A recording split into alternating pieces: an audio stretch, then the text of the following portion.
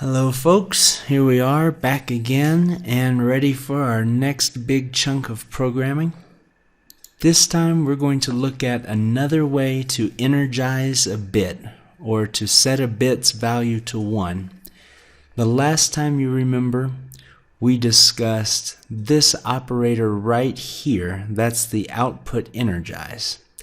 And just as a reminder, when we have some conditions on the left which are true, then this instruction, output energize, will energize that bit, and it will stay energized only as long as these conditions to the left are true. Once this condition becomes untrue, this bit will immediately de-energize. Well, now we're going to look at an instruction that works a little bit differently, and instead of OTE, now we have OTL. And you remember OTE means output energize. Well, OTL means output latch. The difference is, aside from the fact that you notice this has a little L in the middle, is when this condition becomes true, i.e. we close our light switch, then the light bulb will energize, but it will latch into that position. What that means is when we go back to the wall and we turn our light switch into the off position and we open that switch again, our light bulb will stay energized. And it will remain that way until we execute an output unlatch on the same address, in this case B3:0/2. So for instance, we might want to tie that to our light switch being open. So now when we close our switch, our light bulb latches into the on position, and when we open our switch, we unlatch our light bulb, forcing it into the de-energized or off position. Now, using this instruction in and of itself is not evil. Latching and unlatching is perfectly appropriate programming, and you see latch and unlatch commands in most programming systems. The problem that you see is a lot of abuse of latching and unlatching. Now we're going to get into a little bit of programming best practice. When someone first starts programming, they're going to have a tendency to want to energize, let's say, a pump. We're going to want to energize it in one program file that's dedicated to recovery, in another program file that's dedicated to warm up, in another program file we're going to want to energize that pump in 6 different places.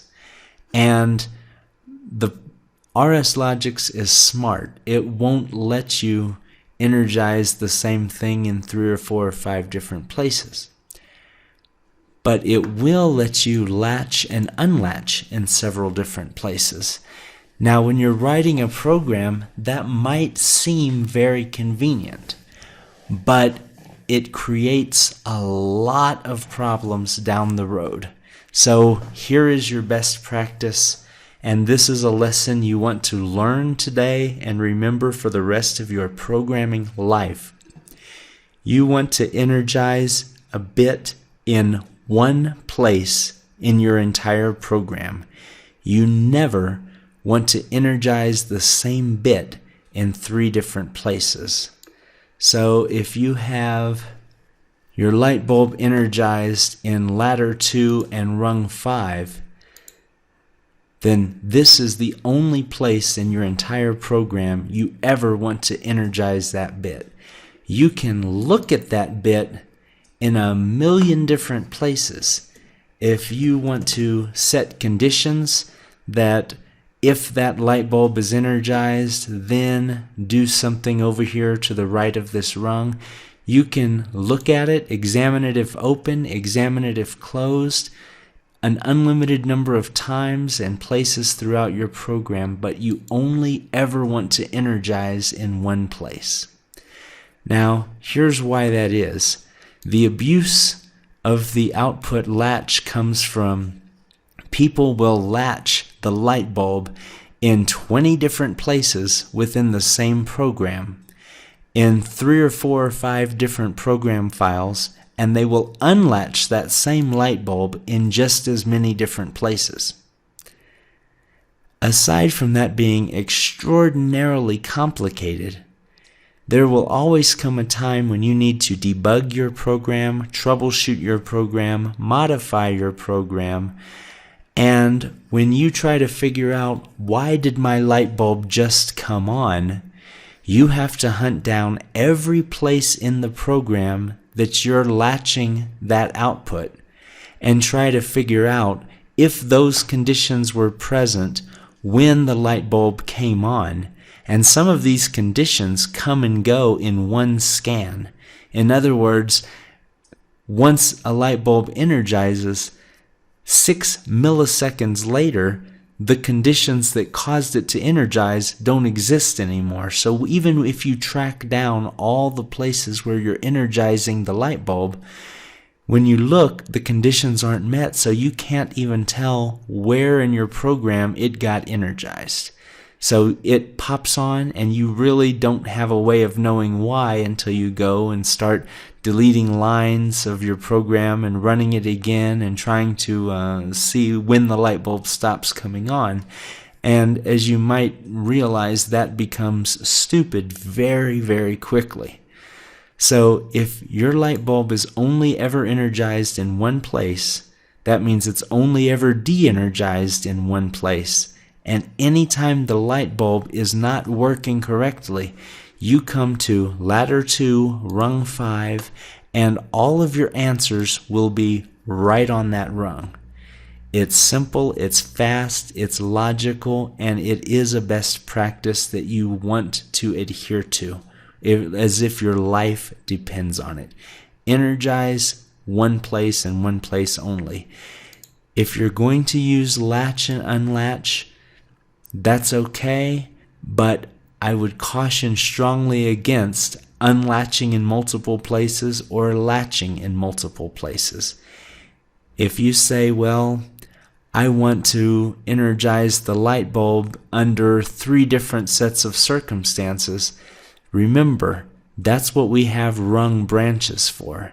And we drag a branch down here, and now we can put one set of conditions on this branch, another set of conditions on this branch, and both or either of those sets of conditions will energize your light bulb.